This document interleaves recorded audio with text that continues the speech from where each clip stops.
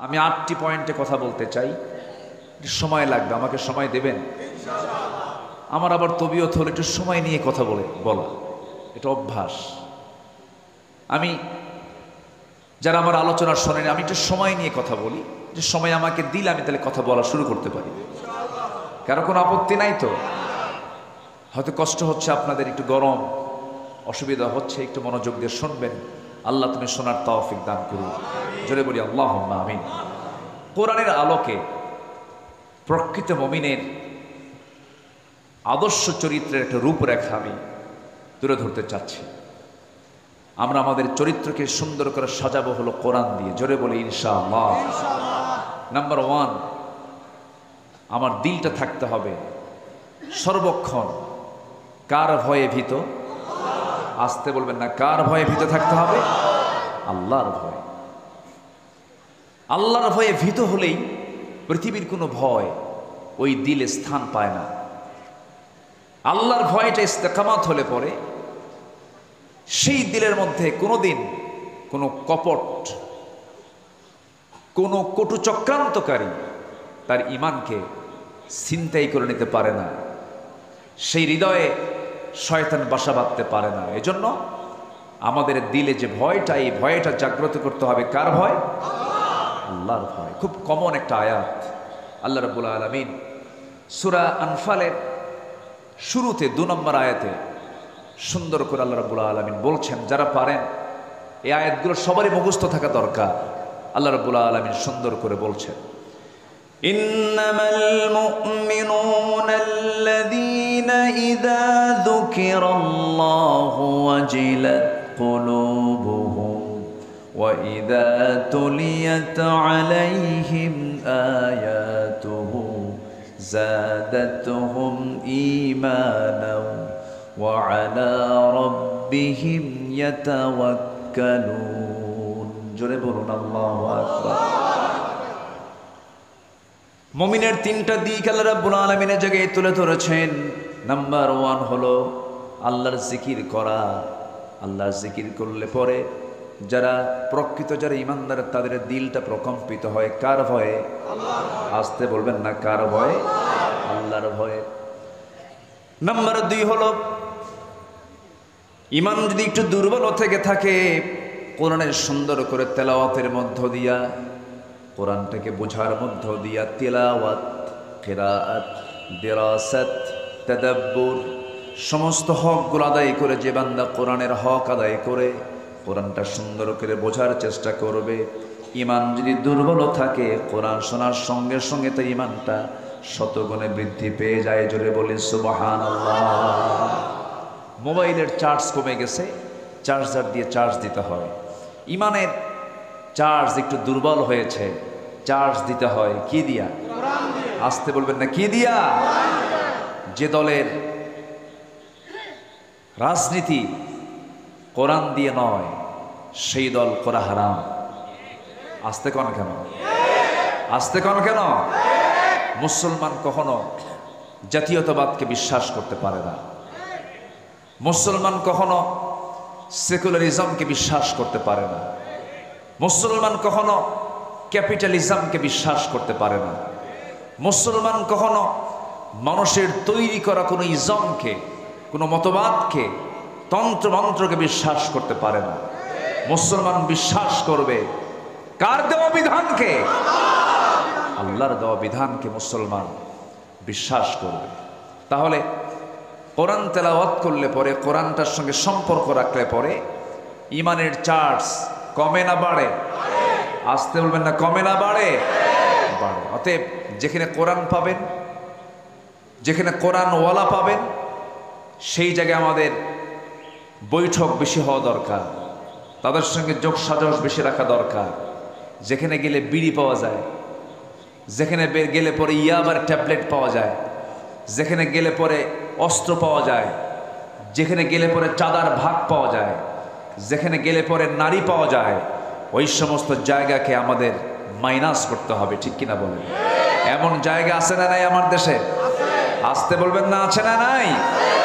আচ্ছা, সম্মানিত ভাইরা, তাহলে ঈমান বৃদ্ধির জন্য মাধ্যম হলো এই কিতাবের সঙ্গে সম্পর্ক রাখা আর জিকির করলে দিলে ভয় সৃষ্টি হয়, কার ভয়? আল্লাহর ভয়। নাম্বার 3 হলো ওই সমস্ত বান্দাগুলো যারা আল্লাহকে ভয় করে, আল্লাহর কালামকে যারা সুন্দর করে তেলাওয়াত করে, ওই সমস্ত বান্দার আরেকটা গুণ হলো ওই সমস্ত বান্দাগুলো জীবনের সকল জায়গায় ভরসা রাখে কার উপরে? আসতে বলবেন না, কার উপরে? আল্লাহর উপরে।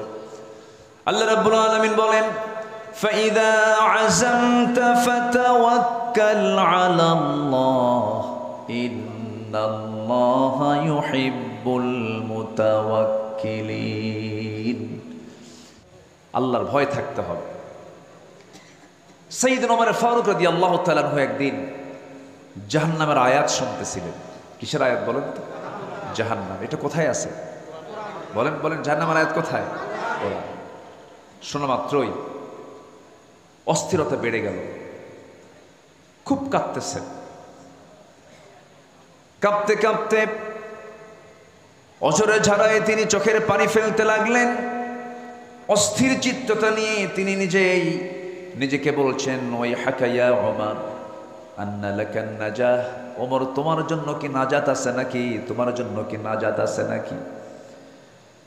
চিৎকার করে করে কান্নাকাটি করছেন, চোখের পানি ফেলে ফেলে কাঁদতেছেন। অথচ যে ওমরকে আল্লাহ রাব্বুল আলামিন দুনিয়ার জিন্দেগিতে জান্নাতের ঘোষণা দিয়েছেন, ওমর জান্নাতি। রাসূল নিজে বলেছেন, ওমর ফিল জান্নাহ, ওমর জান্নাতি।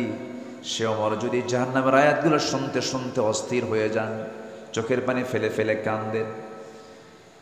এই জীবনের বৃদ্ধির দিকটা আমরা যদি নিজের জীবনে বাস্তবায়ন করতে চাই, জাহান্নামের যে আয়াতগুলো আছে, আয়াতগুলো আমাদের সামনে নিয়ে আসার দরকার আছে না নাই? আছে। আমরা সুন্দর করে কোরআনটা পড়বো, জোরে বলি ইনশাআল্লাহ। কোরআনটা বেশি বেশি পড়বো, বেশি বেশি শুনবো, কোরআন শুনবো বেশি, গান শুনবো।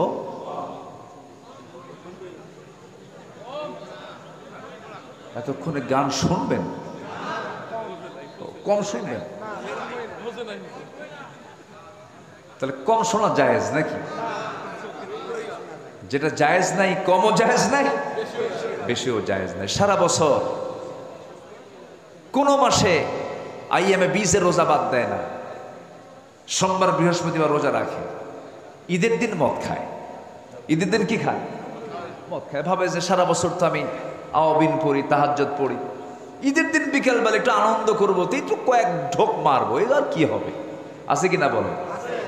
এটা কি ইমানদারের কাজ? ইমানদার কখনো যেটা হারাম, অল্প হারামও সে গ্রহণ করতে যাবে না। ইমানদার সম্পূর্ণ হারাম জিনিসকে, হারাম খাদ্যকে, হারাম বস্তুকে, হারাম পন্থাকে সে চুল পরিমাণও গ্রহণ করতে পারে না। এটা হচ্ছে একজন আল্লাহর নৈকট্য হাসিলকারী, আল্লাহর স্মরণে যে জাকির হবে, যে জিকির করণেওয়ালা হবে, সে এমন চরিত্রের হবে। আল্লাহ তুমি আমাদের কেমন চরিত্র অর্জন করার তৌফিক দাও, জোরে বলি আমিন। সে আদর্শ চারিত্রিক রূপরেখার 2 নম্বর দিক হচ্ছে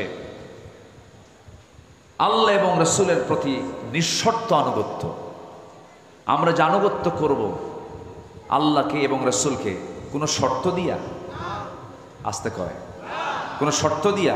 আর আল্লাহ এবং রাসূল ছাড়া অন্য কারো যখন আমরা আনুগত্য করতে যাব, তখন কি দিয়া? শর্ত দিয়া। আমি আপনার আনুগত্য করব ততক্ষণ যতক্ষণ আপনি আল্লাহকে মানবেন, রাসূলকে মানবেন, ততক্ষণ মানব।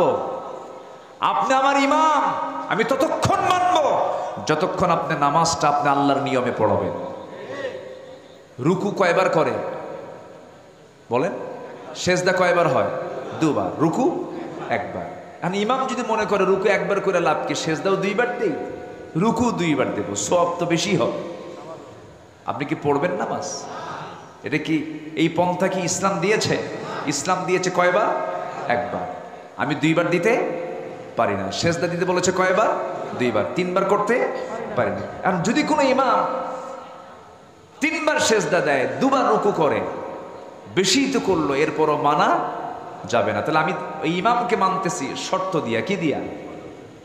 যতক্ষণ তুমি আল্লাহ রাসূলকে মানো ততক্ষণ তুমি আমার আমি তোমাকে আনুগত্য করব, তুমি আমার ইমাম। আল্লাহ নবীর আনুগত্য বাদ দিবা, কল্লা ধরে টেনে মসজিদ থেকে বের করে দেবে, ঠিক কিনা? এটাই হচ্ছে নিঃশর্ত আনুগত্য আর শর্ত আনুগত্য। আপনি আল্লাহর সাথে রাসূলের সাথে তার আপনার যে আনুগত্য হবে এটা হবে নিঃশর্ত, কোনো শর্ত দেওয়া যাবে না। আল্লাহ যা বলেছেন কেন বলেছেন এটা বলা যাবে না, রাসূল এটা করতে বলে কেন বলেছেন এটা বলা যাবে না। আপনি কেন বলবেন, ঈমান আপনার চলে যাবে। আল্লাহ যা বলেছেন সামিআনা ওয়া আতাআনা, শুনলাম সঙ্গে সঙ্গে তা মানব। জোরে বলি ইনশাআল্লাহ। আল্লাহ রাব্বুল আলামিন বলেন, ইয়া আইয়ুহাল্লাযীনা আমানু আতিউল্লাহা ওয়া আতিউর রাসূল ওয়া লা তুবতিলু আ'মালাকুম। আল্লাহ পাক আরেক জায়গায় বলছেন, ইয়া আইয়ুহাল্লাযীনা আমানু আতিউল্লাহা ওয়া আতিউর রাসূলা ওয়া উলিল আমরি মিনকুম ফাইন তানাযা'তুম ফি শাইইন ফারুদ্দুহু ইলাল্লাহি ওয়ার রাসূল। জোরে বলুন আল্লাহু আকবার। আল্লাহর আনুগত্য করো, নবীর আনুগত্য করো, তোমাদের মধ্যে যারা লিডার তাদের তোমার আনুগত্য করো। তবে তারা যদি কোনো ঝামেলায় পড়ে যায়, কোনো ঝামেলায় তোমরা যদি পড়ে যাও, সেক্ষেত্রে তোমরা ফিরে যাবে ফারুদ্দুহু ইলাল্লাহি ওয়ার রাসূল, আল্লাহ এবং রাসূলের দিকে। অর্থাৎ আল্লাহ এবং রাসূলের যে আনুগত্য করবে, এই আনুগত্যের মাঝে কোনো শর্ত আরোপ করা যাবে না। আমার বন্ধুগণ, একটু কান লাগায় মনোযোগ দিয়ে সবাই শোনার চেষ্টা করবেন। সাহাবে কেরাম নবীর যে আনুগত্য করেছেন, কোনো শর্ত দিয়ে তার আনুগত্য করেন নাই, হাসি মুখে জীবন দিয়েছেন। রাসূল যখন যা বলেছেন, সাহাবে কেরাম কোনো শর্ত লাগায় তার আনুগত্য করেন নাই, সঙ্গে সঙ্গে তা মেনে নিয়েছেন। আল্লাহ রাব্বুল আলামিন আমার রাসূলকে এত দাম দিয়েছেন, এত সম্মান দিয়েছেন। আমার আল্লাহ রাব্বুল আলামিন রাসূলকে সম্মান দিতে গিয়ে গোটা বান্দাকে জানিয়ে দিচ্ছেন, ও আমার বান্দারা, আমার যদি ভালোবাসা পেতে চাও, একজন ব্যক্তির আনুগত্য তোমার জন্য আমি আল্লাহ অপরিহার্য করে দিলাম, সেটা হলো আমার রাসূলের আনুগত্য করা। আমার যদি ভালোবাসা পেতে চাও, আমার মুহাব্বত যদি তুমি অর্জন করতে চাও, শর্ত হলো আমার নবীর তোমরা ইত্তেবা করবে। আল্লাহ রাব্বুল আলামিন বলছেন, ফাত্তাবিউনি ইউহিব্বুকুমুল্লাহ ওয়া ইয়াগফির লাকুম যুনুবাকুম ওয়াল্লাহু গফুরুর রহিম। জোরে বলুন আল্লাহু আকবার। আল্লাহর যদি ভালোবাসা পেতে চাও, নবীর আনুগত্য করো, নবী যা কিছু বলেছেন তা তোমরা ফলো করো। ব্যক্তি জীবন থেকে শুরু করে নিয়া তোমার যত জীবন আছে, প্রত্যেকটা জীবনের প্রত্যেকটা অঙ্গনে নবীকে মানো, নবীকে ফলো করো, নবীর তোমরা আনুগত্য করো। ব্যক্তি জীবনে রাসূলকে মানবে, রাষ্ট্রীয় জীবনে রাসূলকে মানবে না। ধর্মীয় জীবনে নামাজকে মানবে, রোজাকে মানবে, কিন্তু রাজনীতির ময়দানে গিয়ে তুমি রাসূলকে মানবে না। তুমি নবীর তো উম্মত হতে পারো না, তুমি একজন ভণ্ড প্রতারক। আসতে কন কেন? এরকম ভণ্ড প্রতারক তো আমার দেশে নাই মনে হয়। আসতে বলবেন না, আছে না নাই? সম্মানিত ভাইয়েরা, রাসূলকে ভালোবাসা মানে এটা নয় একটু দুরূদ শরীফ পড়লাম, হ্যাঁ সওয়াব পাবেন, অবশ্যই দরুদ পড়লে সওয়াব পাবেন না কেন? দরুদ পড়লেন, মুখে সুন্দর একদম মুখ ভরা দাঁড়িয়ে রাখলেন, মাথায় পাগড়ি পরলেন, একটু আতর লাগালেন, মেসওয়াক করলেন, সমস্যা নাই, এগুলো সুন্নাহ, ভালো, আলহামদুলিল্লাহ, কোনো সমস্যা না। আমি বলছি না যে এগুলোর গুরুত্ব ইসলামে নাই, আছে। কিন্তু মুখের দাড়ি কিন্তু আবু জেহেলেরও ছিল। এরপরে পোশাক আশাক দিয়ে যদি জান্নাত পাওয়া যেত, বর্তমান বিশ্বে অন্যান্য ধর্মের অনেক পোশাক আছে যেটা ইসলামের সঙ্গে মিলে যায়, আছে কিনা বলেন? মিলে যায়। আল্লাহ তাআলা বাহ্যিক কোনো কিছুকে প্রাধান্য দিবেন না। ইন্নাল্লাহ লা ইয়ানজুরু ইলা সুওয়ারিকুম ওয়ালা ইলা জাসামিকুম ওয়ালাকিন ইয়ানজুরু ইলা কুলুবিকুম ওয়া আমালিকুম। আল্লাহ তোমাদের দেহ দেখবেন না, আল্লাহ তোমাদের চেহারা দেখবেন না, আল্লাহ দেখবেন তোমার ভিতরটা এবং তোমার আমলটা আল্লাহ পাক দেখবেন। সম্মানিত বন্ধুগণ, সম্মানিত ভাইয়েরা, আল্লাহ রাব্বুল আলামিন বলেন قد أفلح من تزكى وذكر اسم ربه فصلى। আরেক জায়গায় বলছেন قد أفلح من زكاها وقد خاب من دساها। التقوى ها هنا، التقوى ها هنا।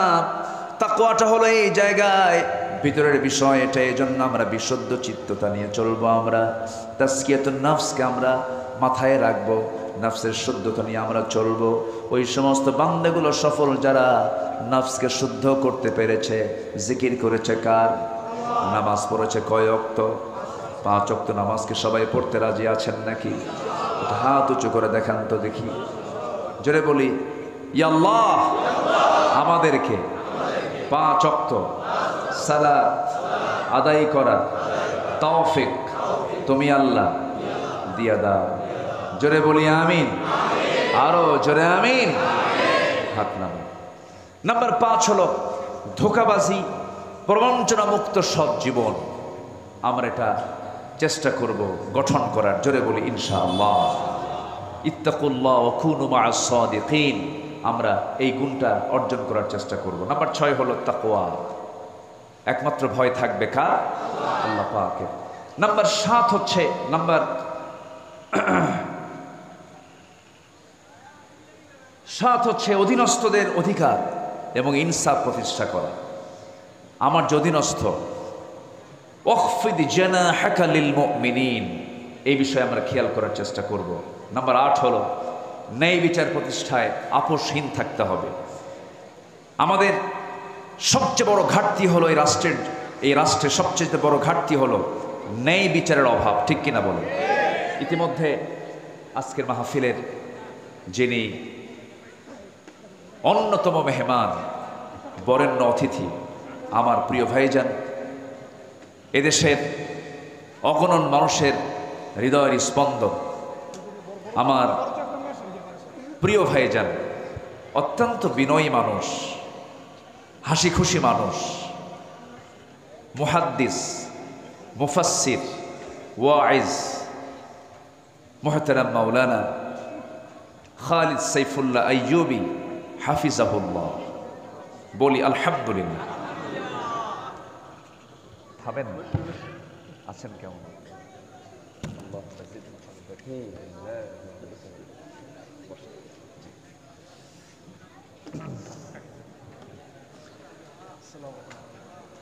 যে উনি এসেছেন, আচ্ছা উনি এসেছেন। আমার প্রিয় ভাইজান যতক্ষণ আলোচনা করবেন, আমি আসলে এত রাতে আলোচনায় আমিও যে পছন্দ করি তা নয়, তো এই সময়টা তো যাওয়ার সময়। কিন্তু আমার একটা সবার কাছে আরজ থাকবে, শেষ অবধি, শেষ তক দোয়া সহকারে সবাইকে থাকতে রাজি আছেন না? ইনশাআল্লাহ সবাই থাকতে রাজি আছেন না? সবাই থাকবেন এ আশাবাদ কামনা করছি। এবং আমার নির্দিষ্ট আলোচনা কোরআনের আলোকে আমার জীবন গড়ার জন্য যে 8টি পয়েন্ট আমি যে কথা বললাম, আল্লাহ যেন আল্লাহর এই পরামর্শগুলো আমাদের জীবনে ট্রিট করে, আমাদের জীবনে বাস্তবায়ন করে, আমরা যেন আমাদের জীবনকে আলোকিত করে আল্লাহর সে আদালতে আখিরাতে জবাবদিহিতার সেই কাঠগড়ায় দাঁড়িয়ে যেন সুন্দর জবাব দিতে পারি, এ আশাবাদ কামনা করে আমি শেষ করছি। তার আগ দিয়ে মসজিদুল আকসা, মসজিদ আকসা এটা কোরআন খচিত একটা আয়াতের একটা অংশ। সুবহানাল্লাযী আসরা বিআবদিহি লাইলাম মিনাল মসজিদিল হারাম ইলাল মসজিদিল আকসা। এই কোরআনের এই বরকতময় শব্দটাকে নিয়ে তারা এই মসজিদটার নামকরণ করেছেন। যদিও দৃশ্যমান নাই, কিন্তু জায়গা আছে। এই মসজিদটার জন্য দোয়া করবেন, আল্লাহ যেন দ্রুত এটা দৃশ্যমান আকারে যেন আপনার সামনে যেন পরিস্ফুটিত হয়। এর জন্য আপনাদের দোয়া দরকার 1 নম্বর। এবং মসজিদ কি বানাতে হবে কিনা বলেন? মসজিদ বানাবেন কে? আল্লাহ। আর আমরা কি করব? জি, আমরা বানাবো, আর আল্লাহ আমার জন্য জান্নাতে বানায় দেবে। সুবহানাল্লাহ বলেন। মান বানা মসজিদান বানাল্লাহু লাহু বাইতান ফিল জান্নাহ। এটা একদম সহি কথা। যে ব্যক্তি আল্লাহর ঘর বানাবে, সেজদার জায়গা বানাবে, মসজিদান এক বচন, মসজিদ সেজদার জায়গা। আমি এই হাদিসটা ফলো করি। আমার কাছে যখন কেউ আসে, মসজিদের কোনো বিষয় না, আমি একটা টাইলসের দাম দিয়ে দিই, 1200 লাগুক, 1500 লাগুক, আর 2000 লাগুক, মসজিদান সেজদার জায়গা দেবে। মান বানা মসজিদান, যে ব্যক্তি সেজদার জায়গা দেবে একটা, মসজিদান মাসাজিদ বলা হয় না, অথবা কোনো বাইত মানে ঘর বলা হয় না, মসজিদান যে ব্যক্তি একটা সেজদার জায়গা দেবে, বানাল্লাহু লাহু বাইতান ফিল জান্নাহ, আমি তার জন্য জান্নাতে একটা ঘর বানায় দেব। তাহলে একটা সেজদার জায়গার টাইলসও যদি দিয়ে আল্লাহকে বলা হয়, আল্লাহ তুমি তো বলে দিয়েছো একটা সেজদার জায়গা দিলে আমি তার জন্য জান্নাতে একটা ঘর দিয়ে দেব, বিশাল সওয়াবের কাজ। শুনবেন যেখানে মসজিদ হচ্ছে, বাস এটা টাইলসের দাম দিয়ে দিবেন মিনিমাম। তারা আপনার জন্য এরকম করে একটা একটা করে ঘর হতে থাকলে, এরকম যদি কয়েক হাজার সেজদার জায়গা যদি দেন, আল্লাহর কাছে গিয়ে যদি বলেন, আল্লাহ এতগুলো ঘর দরকার না, অন্তত একটা ঘর তুমি আমার দাও। রব্বি বিনি লি ইনদাকা বাইতান ফিল জান্নাহ ওয়া নাজ্জিনি মিন ফিরআউনা ওয়া আমালিহি। আসিফ আলাইহিস সালাতু ওয়াস সালাম কয়টা ঘর চেয়েছেন? কয়টা ঘর? একটা। রব্বি বিনি লি ইনদাকা বাইতান ফিল জান্নাহ, আমার জন্য একটা ঘর দাও জান্নাতের মধ্যে, আমি বেশি ঘর চাই না। ওয়া নাজ্জিনি মিন ফিরআউনা ওয়া আমালিহি, ফিরআউন থেকে তার অপকর্ম থেকে তুমি আল্লাহ আমাকে বাঁচায় দাও। এজন্য ইয়াহিয়া তাকির এই চূড়ান্ত মুজাহাদা প্রচেষ্টার মধ্য দিয়ে সুন্দর একটি মাদ্রাসার রূপ এখানে রূপায়িত হয়েছে। এটা আলো ছড়াচ্ছে এলাকায়, মসজিদ নির্মাণ হবে। আপনাদের সার্বিক সহযোগিতা কামনা করছি। আমি এতক্ষণ ধরে যে কথা বললাম, এটা আমার বেয়াদবি হচ্ছে। আমি মোহতারাম প্রিয় ভাইজানের হাতে মাইক ছেড়ে দিয়ে দোয়া চেয়ে, সবার কাছে দোয়া চেয়ে, ভাইয়ের কাছে দোয়া চেয়ে, এবং আমিও দোয়া করি সবার জন্য। আমি আমার কথা এখানেই শেষ করছি। সুবহানাকাল্লাহুম্মা ওয়া বিহামদিকা আশহাদু আল্লা ইলাহা ইল্লা আনতা আস্তাগফিরুকা ওয়া আতুবু ইলাইক। আসসালামু আলাইকুম ওয়া রাহমাতুল্লাহি ওয়া বারাকাতুহু।